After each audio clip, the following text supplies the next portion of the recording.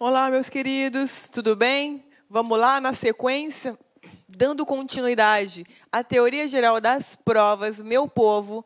Na aula de hoje, nós vamos dar uma desmembrada no Instituto Provas. Então, o que é indício, o que é suspeita, o que é prova direta, o que é prova indireta, algumas classificações básicas, só para você se situar no campo das provas. Não precisa memorizar o conceito ao pé da letra, mas é necessário que você tenha uma noção dessa classificação, porque uma vez ou outra eu vou mencionar determinada classificação, determinado tipo de prova, ok? Então, vejam vocês que dentro de uma instrução probatória, existem coisas, situações que precisam ser provadas.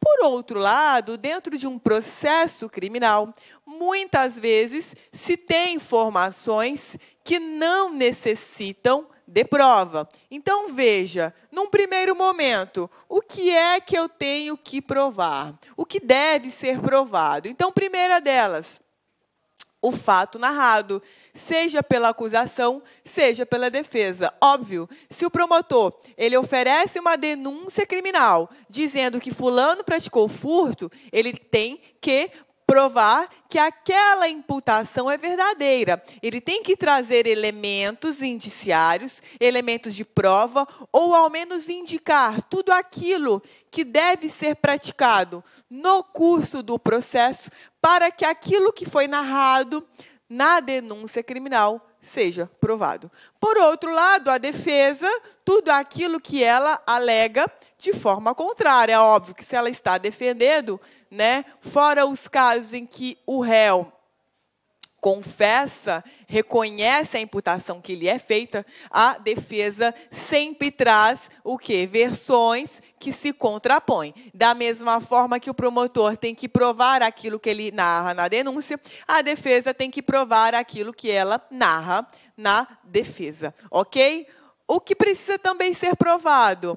Os costumes devem ser provados. Então, veja, exemplo, artigo 155, parágrafo 1º. Então, lá no 155, parágrafo 1º, nós temos uma hipótese de furto praticado mediante o repouso noturno. Para quem não se recorda da parte especial, ou para quem ainda não estudou, quando a pessoa pratica o furto no repouso noturno, a ela será imputado um aumento de 1/3 na pena pelo fato do furto ter se consumado nesse repouso noturno. Agora, veja que o Código Penal, ele não traz para nós o que é esse repouso noturno. Ele simplesmente, no artigo 155, diz o seguinte, olha, quando o furto ocorrer no repouso noturno, a pena vai ser aumentada.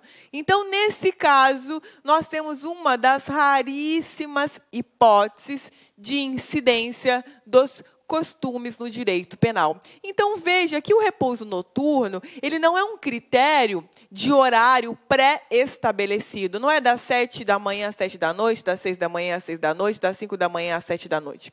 Não existe um horário fixado no Código Penal. Então, veja que nessa hipótese, nós vamos nos utilizar dos costumes. Claro, então, se a pessoa ela pratica um furto às 5:30 da manhã, na cidade, muitos entendem que isso é repouso noturno, porque nesse momento se tem uma baixa circulação de pessoas e coisas. Por outro lado, se eu furto um trator na fazenda agrícola, nesse caso eu tenho o quê? Nesse horário. Isso não é mais repouso noturno, porque lá naquela região as pessoas acordam muito antes desse horário. Então, nesse horário já se tem a circulação de pessoas e coisas que normalmente existe naquela localidade. Então, veja que o conceito de repouso noturno ele pode variar de acordo com a região. Então, nesse caso, se é alegado o repouso noturno, através dos costumes, a parte que alega né, certamente a acusação, porque não é a defesa que vai chegar e falar, não, meu cliente furtou no repouso do doutor. A defesa não vai falar isso. A acusação, ela deverá demonstrar que, de acordo com os costumes naquela localidade, esse horário ele é caracterizado pelo repouso noturno. Então, costumes devem ser também provados. Terceiro, direito estrangeiro. Também é algo que deve ser provado. Se você menciona a Convenção Interamericana de Direitos Humanos, você deve encartá-la no seu processo. É isso que tem prevalecido, ok? Mesmo se tratando de tratado internacional. Então, o direito estrangeiro deve ser provado. Também, direito estadual e municipal, quando não daquele estado. Então, veja, suponhamos que você é magistrado, esteja julgando um crime ambiental no seu estado conexo com um crime ambiental de outro estado com base no código, na infração ambiental prevista naquela lei especial daquele estado. Então, nesse caso, você vai ter que juntar nos autos o quê? A legislação estadual daquele outro estado, ok? Claro, o estado em que se tem o julgamento, não é necessário que você prove, porque o magistrado deve conhecer do direito, né, pelo qual se vincula o exercício da competência, o exercício da jurisdição, ok? Então, direito estadual e municipal, só quando se tem a ocorrência em estados diversos, ok? E aí nós temos, por outro lado, aquilo que não precisa ser provado, aquilo que, embora conste no processo, não é necessário que se tenha produção probatória em cima. Então, veja, são eles fatos notórios, ou seja, fatos que são de conhecimento de todas as pessoas, todo mundo sabe aquele fato, não é necessário que se diga.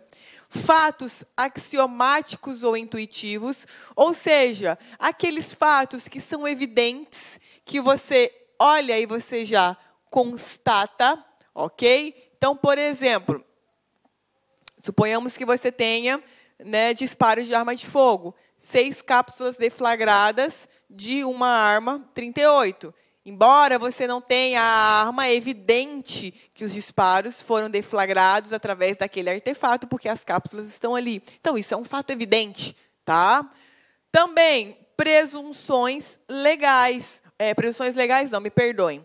Fatos inúteis. Ou seja, fatos inúteis são aqueles que não precisam ser provados, porque não vão colaborar em nada com a elucidação dos fatos. Lembra, processo penal, a gente trabalha com convicção do juiz, trabalhamos com fatos. Então, fatos inúteis. Isso acontece muito em todos os processos criminais. Então, você tem lá, sei lá, o réu é denunciado por estupro, aí vai lá uma testemunha de defesa rolada. É uma senhorinha que viu o réu quando ele era pequeno, que era vizinho dele, para falar que ele é um cara de gente boa. O que isso vai contribuir? Né? Isso nem testemunha de caráter pode ser, que a gente vai ver depois o que é. A pessoa nem convive com ele há muito tempo, ele não sabe nada sobre estupro, ela foi ali para falar abobrinha. É um fato inútil, então isso não precisa ser provado. Tá? E aí nós temos a D, que eu coloquei A aqui, me perdoem, que são as presunções legais. Aqui, na verdade, a letra D de dado. Presunções legais, o que são? Afirmações da lei de que um fato é existente ou verdadeiro, independentemente de prova. Veja, o que essas presunções legais? Eu posso ter presunções legais relativas, presunções legais absolutas. Então, veja, presunção legal absoluta. Nessa presunção legal absoluta, inexiste a admissibilidade de prova ao contrário. Então, se o código traz que a pessoa menor de 18 anos é inimputável, isso é uma presunção legal absoluta. Por quê? Porque a lei assim o traz. Então, todo aquele que tiver menos que 18 anos ou 18 anos incompletos, ele é inimputável. Por outro lado, presunção legal relativa é aquela que admite prova em contrário. Então, nós vamos ter uma inversão do ônus da prova, ok? Então, são esses tipos de presunção. O que você vai ter que lembrar? Presunção legal é aquela trazida pela lei. A lei presume de forma absoluta ou de forma relativa. Agora, veja que as provas também possuem algumas classificações que é bom que nós saibamos do que se trata para que nós possamos absorver melhor os enunciados dos artigos, tá? Então, veja, prova direta. Qual é a prova direta?